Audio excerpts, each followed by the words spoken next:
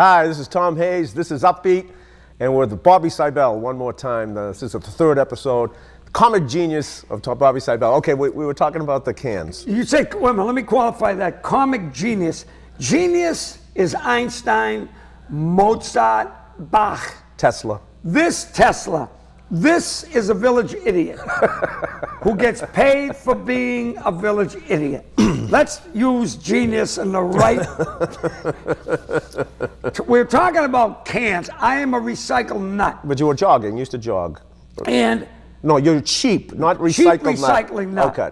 So when I jog, I can't. The left knee's gone from too many Bostons. I ran it into the ground after many people say stop running Boston. So I ran it into the ground. So, but I still power walk and occasionally burst into a little run for a mile. And as I run, I don't run much in the streets, but I run in Lynn Woods, and there's a lot of kids that party in this place, Lynn Woods, and it's a place where kids go like I did as a kid. I go in there and drink my beers, and there's tons of beer cans. So I wear running pants and a running jacket, and when I come out of there, I sound like a tinker. You know, the Irish tinkers, the cans are banging, and people go, what the hell's that coming down the road? I'm stacked with cans in my front and my back, cans down my pants with the socks, so I got like $3 worth of cans. So I clean the woods and I make a buck or two. Now we'll extend this into the last trip I just took. It was a mini trip. I was on a stage in White River Junction, and the stage started to vibrate. Did I tell you this? Yes, yes. The stage is vibrating. I'm going, what the hell's going on? I really thought we had a fault here. Nobody's fault, my fault, a fault in geological. And the thing's shaking. I come off stage and the owner said to me, I saw you up there. I said, what the hell's that? He goes, that's a train going by the club. I said, the train, what the hell? He says, the train goes out of Penn Station to Montreal. And I heard that and I went, gotta do it. At this point in life, the bucket list is like, I'm trying to do my bucket list in 2 weeks. So Diana and I go down to South Station, train to Penn Station, overnight hotel at Pennsylvania opposite the Penn Station, take the train to Montreal, and we get in late and get the Marriott, and on the way up, the dining car is open, and I said to Diana, just get me a Pepsi or something. Now I look at the can and they're negotiable. So I was the only, and now when you go to Canada, you have to have a passport, and you check that Rouse's point. I think that was the point of entry and the point of departure. I think it was, but I have already gotten, on the way up from New York to Montreal, about 35 cents worth of cans in my bag. And Diana says, now I know why you pack light. I came back with close to $2.50, which offset some of the cost of the train. I'm a saving fool. Now when we do clubs in New Hampshire, they don't have a recycle bill. There's barrels and barrels of these things. I have a serious heart attack. I did a show once in Melrose at that auditorium, that big nice auditorium. True story. Yeah, no kidding. How could you make this stuff up? Nobody's that sick. I was waiting to go on stage, and I noticed, I'm looking around all the tables, like round tables, and they're throwing the bottles and cans into a barrel. And it doesn't say recycle. I go to the maintenance guy, he goes, you got a big green leaf bag? I go, yeah. So while the comedians are on, I'm in the barrels putting cans in, and then I'm going to the tables. People are watching the show going, oh yeah, here's the can. Ready? Diana's sitting there going, I'm gonna kill you. I'm embarrassed. She's dressed high heels. She's going, unbelievable. Put the bag next to her. And now, ladies and gentlemen, your next comedian, Bob Siebel. I walk upstairs and I hear people go, it's the guy that was collecting the cans. True story. Well, our good friend Patty Roth Yes. told when we did the Paraclete Center. Yeah. Nice. It's a convent, and we're raising money for the nuns who help the people in Kenya, Yep. Rwanda. Yep. and they do Good good work, good Yep. Catholic work, charitable Yep. work, and you started right away with the cans. Yep. And we said, where's Bobby? She says, oh, he's getting the cans. Then Patty asked her, where's her bag at one point? And the bag was, where was the bag? Tell the truth. Oh, I don't remember. Tell me. Diana said that you had the bag in the men's room. Oh. I got another one. No, tell them what you were doing in the men's room with the bag. You were taking the home. What's in the restroom? Oh! I'm guilty. Jesus, I shouldn't tell this. I have a small part of me is a defect. It's called kleptomaniac when it comes to restrooms in hotels. I've got maybe 400 rolls of toilet paper from all over the planet. I figure for the money I'm paying at the Marriott, I got to have at least 3 rolls of toilet paper. Oh, that was another thing with the cans coming across the border from Montreal. Diana goes, if the customs people say open your bag, they're going to just look at you and go, the guy needs therapy. 2 rolls of toilet paper. Now I'm forcing this poor woman I'm with. He says, pack a little lighter for the next trip, all right? Because I can't fit all this toilet paper in my damn bag. I forgot that. And the toiletries, you know, those shower baths and gels. I got 2,000 containers. I just gave the whole bag to a lady who I know. I said, here, what's the name of that? Catch a Rising Star in Twin Rivers in Connecticut. I was performing down there. Twin Rivers, Catch a Rising Star. Yeah. It's like a gambling casino. Yeah, right. That's in Rhode Island. In Rhode Island. Yes. Well, I go down there. And the club, it's inside the casino, it's upstairs, and I'm waiting to go on, and here's the thing again.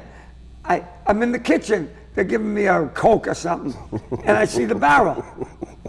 And now, at that point, when I was there, one of my friends from my hometown, Lynn, man's passed away, he was one of my dearest friends, he was about 80-something years old, and he was married to this beautiful lady named Rita, and they were down at the casino, and they didn't know I was performing, so they said, we got to come and see you. I come upstairs, get some tickets and stuff. But George is another recycler. Well, I go in to the kitchen to get the Coke. I look at the barrel, and it's filled with bottles and cans. I go, where's that going? Oh, it's going in the dumpster. No, it's not. It's going in her Subaru. That's where it's going. So I'm going to bring the car around, and I'll run this thing back down. And these kids in the kitchen going, he's a comedian? Well, now, you ready? This guy, his name was George. He was he just died a couple of years ago. George and I were competitive canners. We both went to the same recycler in Lynn, because I still go to this recycling place run by some Cambodian people. So, George, literally, I got to drag this green bag through the casino to get to the elevator. And Diana was dressed to kill. Like, why am I with this guy? I could do much better. Shylock with the bag, dragging it, and there's the prima donna from La Traviata walking in heels, and I'm dragging the bag. Are you ready? George is walking with Rita. He sees it. He has a massive stroke. The hate in his eyes. See that I scored. You know what he said to Rita? Listen, I'm going. She goes, no, you're not. You're not going back on that guy. You're not going back in that restaurant. Because he was going to go back and get a green bag. It's going to be like the can sweepstakes. 2 guys dragging bags out of a casino. I mean, people are losing money and we're pulling cans up. All true, all true. You know, I forget stuff till we start rapping. I go, my God, am I that cheap? And the voice comes, survey says, yes, you are cheap. Oh my God. I'm telling you, you forget stuff when you're talking. Oh my God almighty. But it's just, hey, life is full of laughs, man. Right? You know, I always say, if you call my house, don't call me. But I think I go, laughter is not a luxury. It's a necessity. Lighten up, right, guy? Loosen up. Enjoy your life, man. You know what I mean? I forgot to tell you, being German, I was on a cruise ship once, a Norwegian, before I got released. And never dated a crew member. Well, he was a cute-looking guy. No, but it was a girl. She cleaned my room. I dated. I was 50. She was 20. I'm walking around the St. Martin thinking I was the big score, the beautiful girl. She was engaged to the ship's navigator, an officer. When I got back to San Juan, I go, here's your papers. Going back to Miami. Loser! Am I right? You know the whole story. You lost the gig because you dated one of the officers. Yeah, I lost girlfriends. The gig. Oh my God! I was going there. I was going somewhere with that. You were on the cans. You were on. What was I talking about? You Aging's a drag. What were they doing? Talking about the recycling and the cans on Norwegian. Oh, the German guy. And the cruise director said, when you go on stage, don't do the German stuff there. We got real German, not German-American. They will not grab the jest. And so I said, hell, I did it half, and I was speaking a little bit of Deutsch, and I was speaking English. And I tell you, the people in the audience, the German people are like this.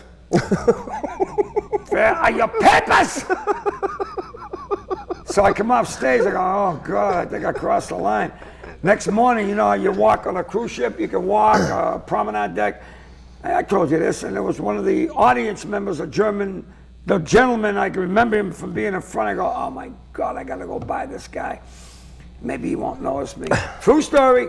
The gentleman sees me go by, he looks up from his book and he went, yo, they're very funny. I said, danke schön, bitte schön.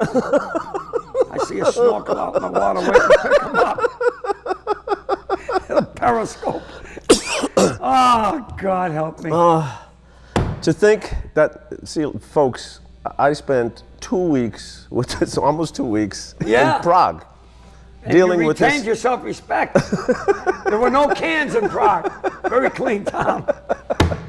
Now, so 2 but weeks. But there was toilet paper. 2 weeks. Very thin gauge. Well, he said to me, when we finally got to the hotel, as I said in the last episode, $550, round-trip airfare, hotel for a week, breakfast included, half-day tour of the city. Much too much. and a half-day tour and transfers for $550. The key word is transfers. Right, but the hotel was 6 miles from the city. 6 miles from the city. Help me, dear We God. could see Prague. In the distance. A mirage. I said, oh, it's beautiful, Bobby. We're sure we're in Prague. Heavy field glasses. We had high-powered binoculars. Yeah, there's the bridge. There's the Moldau. Now, at the time, the knee hadn't been shot. Still so he running, was still running.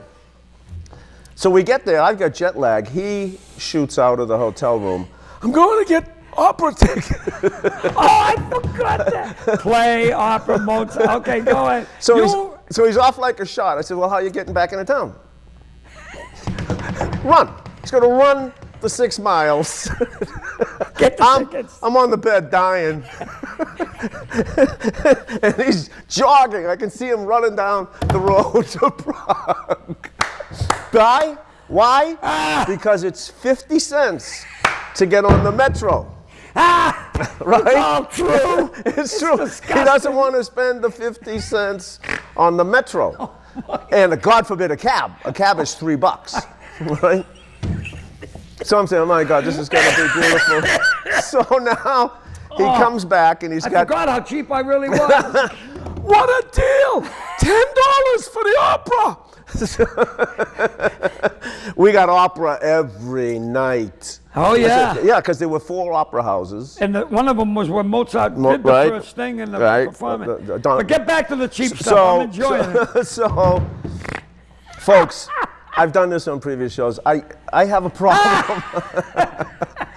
I have an artificial leg. Oh, God, yes. And it's very difficult for me to walk 6 miles. That's him. He jogs it in what, a half an hour, because he's a marathoner. He wants me to go with He wants me to go with him. I'll walk. You can walk with me. Oh, yeah, walk. Yeah. We'll walk slow. I'll slow. I said, Bobby. Now, he's got me convinced that it's blasphemy to spend $350 for the cab.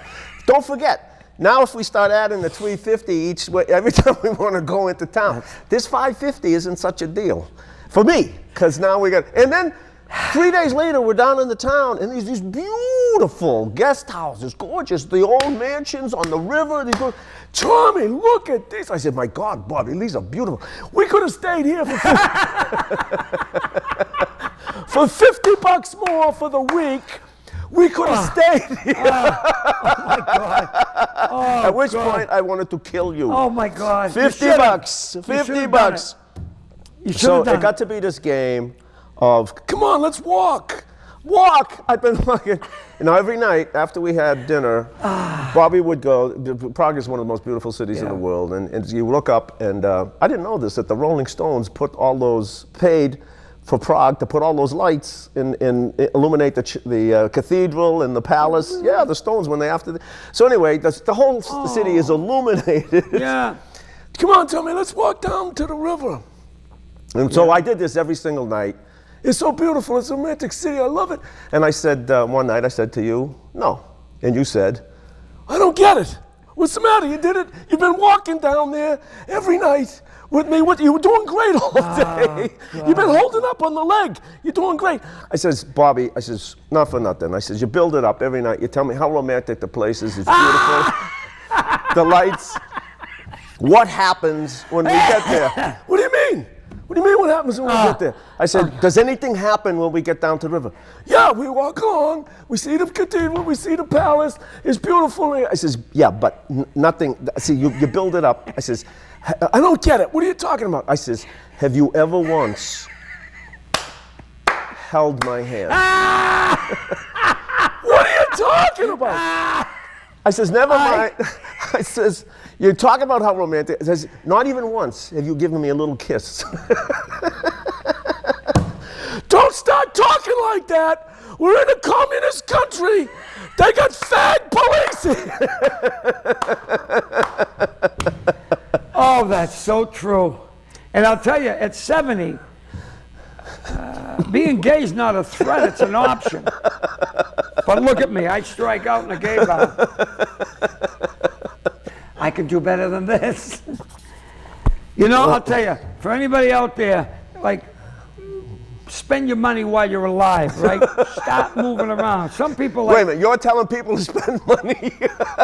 I'll spend it on travel. That's what those cans come in here. I got 3 million cans, I can go back to Brussels. But, I grew up in a town which was very regimented. In Lynn, you're born, you go to grammar school, you go to high school, you graduate, you go to the GE, work 40 years, retire, get a pension, move to New Hampshire, build a cottage on a lake. You're right. A year later, your kids come up free base and burn the place down. No thanks. I was in the GE, and I'm not knocking GE, because I worked there. I worked at the both plants, and I don't knock it, but I had different thoughts going on in my brain. But I had worked in the GE for about 3 years in this one particular area, and I said, I got to get out of here. I'm getting nervous. And so the lady I was with at the time, we decided to go to Europe, and we ended up living in Spain for like 5 months. At that, my first wife and I, Pammy, we're living in Spain. But before we left, they were throwing a going-away party for me. True story. And I'm not knocking this for anybody that's in the industrial world. I'm not knocking it, so don't jump on my case. But I didn't have that idea for 40 years, but I had been there for 3, and they threw a going-away party, and the shop steward, if you know anything about unions, there's a shop steward in the plant. And Frank was a sweet guy, I love him dearly, and he brought me outside. He goes, I got to talk to you. I goes, what, Frank? He says, Bobby, how many years you got? I got 3 years. He goes, you realize in 37 years you get a pension? And I looked at him like, he's kidding. And I this wasn't my lifestyle. And I'm like, if you're doing 40 of the plan, knock yourself out. That it was, you know what I mean? The burner was going, I gotta get out of here. When I taught high school, I used to look out the room, go, the sun's out and I'm in here. That's why I got out of high school teaching, and well, you know, I was selling drugs in the home room, but my prices were competitive with the streets. No, you know, I'm in high school, and the students and I love my students, and the students love me, but I couldn't do, it was rote. You know, it's the same stuff all the time. And then when they auditioned for comedy back in '79, I went in, and the first thing I did, I rehearsed something going into Boston. And I'm going, I'm going to do this. I was going to do something. This was the bit, the first bit I was going to do. Vertical wakes instead of horizontal wakes. Because if they wake you vertically, you don't have to stand in line. You just look, and you don't have to waste time coming up. You say, how you doing? You leave.